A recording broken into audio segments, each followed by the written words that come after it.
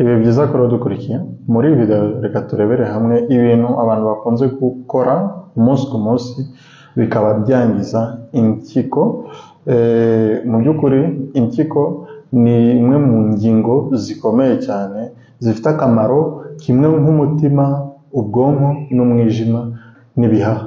Ibi ngibi umuntu adafite impyiko birumvikana ko mu minsi mike ahita atakaza ubuzima, kubera ko impyiko arizo zisohora imyanda, nizo zikora imisemburo, nizo zituma umuvuduko wacu ugenda neza, ariko ni nazo zikorana n'umutima kugira umubiri wacu ukomeze gukora.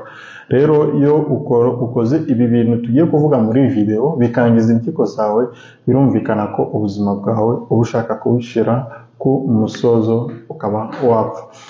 Akaba ari nayo mpamvu rero tugiye kubivuga aha ngaha kugira ibintu ubyumve uhita ubihagarika cyangwa urebe uko wabitunganya kugira utazakwangiza ubuzima bwawe kandi atari ngombwa. Njye nitwa Dr. Safari Bizimana, mbashimiye kuba mudukurikiye. Nimba ari ubwa mbere ubonye video zacu, kanda kuri subscribe munsi ya video, kanda kuri like, kandi nimba hari ikindi kibazo ufite cyandike muri comments turaza kugusubiza.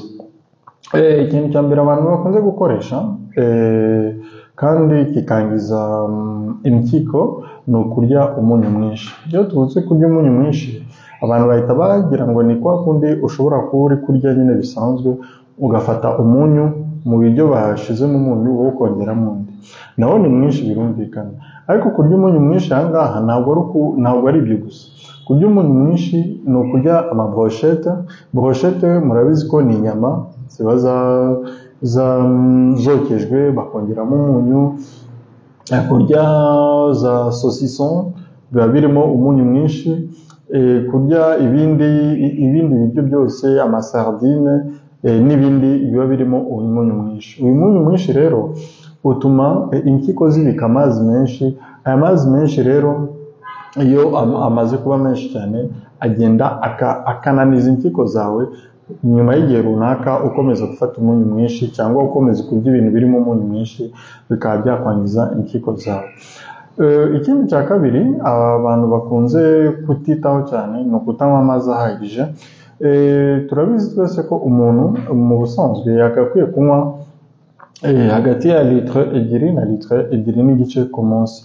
Iyo tuvuze hagati ya litiro ebyiri na litiro ebyiri n'igice ku munsi, ntabwo ari ukuvuga ko uzabyuka mu gitondo ngo unywe ugotomere litiro y'amazi, nimugoroba nanone ugotomere indi litiro, maze uvuge ko unanyweye litiro ebyiri n'igice ku munsi. Ibyo nta nicyo biba bimaze, kuko ayo mazi ugotomera ako kanya umubiri uhita uyabona nk'aho ari amazi y'umurengera, umubiri ugahita uyasohora, nanone ugasubira kubaho nta mazi ufite ahagije mu mubiri wawe.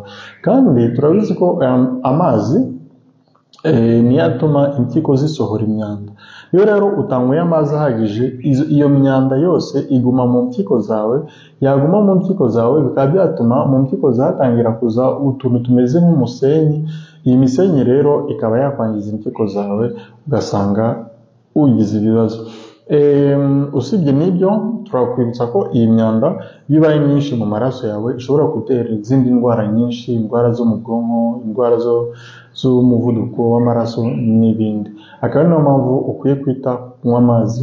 Kunywa amazi tuvuga ngaha rero ni ukunywa amazi make make, ukagenda usomaho buri minota 30, buri saha, ukagenda unywa buri kanya kugeza ubwo umunsi wose waba unyweye ayo malitiro abiri. Nibyo bituma umubiri wawe ukora neza. Ikindi cya kabiri ukwiye kumenya kandi abantu bakunze gukoresha ni ukunywa imiti igabanya uburibwe. Turabizi abakobwa, abagabo, iyo ari kuribwa ahita yihutira kuri farumasi bakamuha diclofenac, bakamuha ibuprofene, bakamuha aspirine n'indi miti igabanya uburibwe. Tuvuge ko abakobwa bakunze kuribwa igihe bari mu mihango cyangwa igihe bari muri ovulation, ajya kwigurira ka ibuprofene, ejo bundi yakongera kuribwa akagura kandi ka ibuprofene. Ariko mu by'ukuri iyi miti nubwo mu busanzwe ubona ntacyo bitwaye, ariko iragenda ikangiza impyiko zawe. Iyo yangiza impyiko zawe rero ni hahandi usanga nyuma y'imyaka runaka waranywaga iyo miti, iyo yonyine ikaba yakwangiza impyiko zawe, ugasanga ibirenge byatangiye kubyimba, bagusanganye umuvuduko w'amaraso watangiye kugira ibindi bimenyetso, ukibaza aho byavuye kandi byaratewe na ya miti wagendaga ufata mu buryo butari bwo. Ikindi cyangiza impyiko zawe ni ukurya inyama nyinshi. Izi nyama nyinshi cyane cyane kurya amaroti, kurya inyama z'amaroti rero, ibi ngibi rero ni ahandi uzasanga umuntu ukunda kurya brochette, umuntu ukunda kurya za saucisson, umuntu ukunda kurya inyama zitukura. Izi nyama ziragenda zigakora ibyo bita acide urique mu maraso yawe. Izi acide urique yaba nyinshi ikaba yakwangiza impyiko zawe. Akaba niyo mpamvu biba byiza nimba uri umuntu ukunda inyama, byibuze uzarye urya inyama z'imbere mu impyiko, amara n'ibindi, cyangwa waba utabishoboye ukarya inyama z'inkoko, inkwavu n'ibindi. Izi nizo nyama nziza zidashobora kugutera ibibazo. Ikindi dukwiye kumenya ni abantu barya amasukari menshi.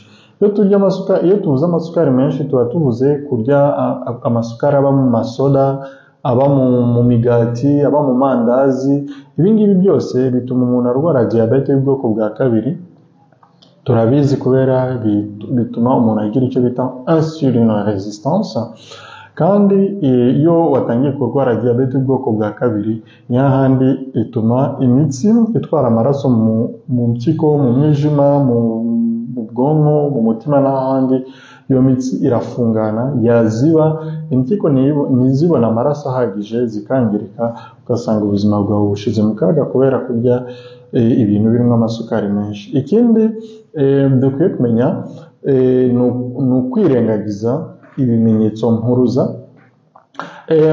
Mu mavideo y'ubushize hari umuntu watubajije ngo mbese ngo afite umushuti we ngo yari kwihagarika, ngo aho yihagaritse ngo ku butaka ngo hahita hameze nk'ahantu yihagaritse urufuro, ngo hagahita haba umweru wagira ngo bamenyeho amata y'ishushu.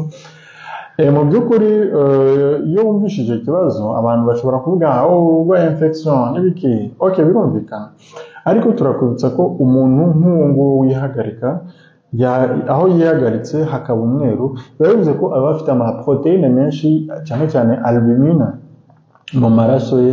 Bityo rero aba akwiye kwihutira kwivuza vuba vuba kugira barebe ko akayunguruzo ko mu mpyiko ze katangiritse, kayunguruzo ko mu mpyiko bita glomerule.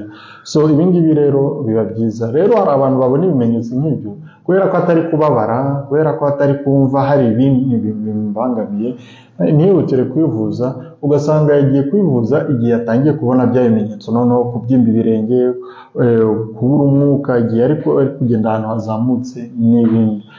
Rero ibingibi ukwiye kubyitaho. Ikindi ni ukunywa inzoga. Kunywa inzoga turabizi ko iyo umuntu yanywa inzoga zituma umubiri usohora amazi menshi, kandi iyo umubiri wawe wasohoye amazi menshi bituma impyiko zibura amazi, zibura icyo ziyungurura.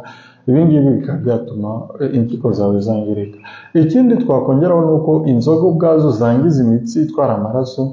Imitsi rero itwara amaraso cyane cyane mu mpyiko, iyo yangiritse impyiko zibura uko zikomeza gukora akazi kayo, zikangirika. Ikindi ni umuntu unywa itabi naryo yangiza imitsi itwara amaraso mu mpyiko. Ibingibi bikaba byagutera ikibazo. Ikindi ni abantu badakora siporo. Ushobora kuba wibereye aho ngaho, wirirwa muri office, kuri machine, wirirwa mu biki, ukibagirwa ko ugomba gukora siporo. Kandi siporo tuvuga nga ni siporo ya buri munsi byibuze iminota 30. Ibi nibyo bigufasha bigatuma umubiri wawe ukora neza. Iyo udakoze siporo rero bigushyira kuri risike yo kurwara indwara zitandukanye, diyabete, umuvuduko w'amaraso. Ibi ngibi byose bikaba byatuma urwara impyiko. Ikindi ni abantu badakunze kwisuzumisha, gukora check up. Ushobora kuba urwaye impyiko, ariko kubera ko umuntu urwaye impyiko tunakwibutsa ko atanababara. Biriya ngo uvuga ngo gende ku rugi bw'impyiko ngo ndi kubabara impyiko, biriya ntabwo ari impyiko uburwayi, ni infection nyine bisanzwe. Infection rero ni igihe microbe zinjiye mu miyoboro y'inkari, aho ngaho ntabwo ari impyiko uburwayi, nubwo bishobora kugutera impyiko. So rero abantu bashobora guhura n'ibibazo ntajya akoresha check up nawe ashobora kwangiza